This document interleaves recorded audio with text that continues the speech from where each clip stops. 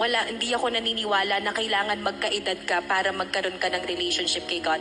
That's not true. Every one of us, each one of us, God is calling us to have a relationship with Him.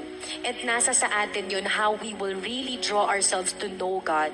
Study the Bible, read the Word. It may sound corny, guys. I get it. Corny naman ito, pa-Bible pa, praise the Lord, praise the Lord. I'm sure you hear that from your friends who aren't Christians.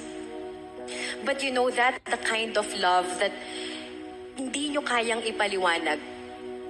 And that's my prayer for each one of you. You know, kanina nung nagpe-praise and worship, Renzo, I don't know what's with me, but I was really in tears. And you know, I really felt that God's presence is here with you guys.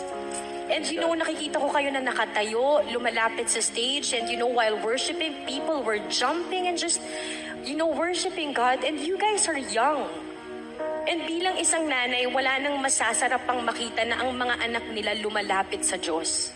Because me, my sons, I don't have dreams for them. I don't dream for them to be rich. Hindi ko pinapangarap na maging maganda ang buhay nila. Ang pangarap ko lang, ang dasal ko lang makilala nila ang Diyos. Because once they have God in their lives, nothing can stop them. Nothing will be impossible for them. And that's my prayer also for each one of you. That you have God in your life, that He will work wonderfully for each one of you.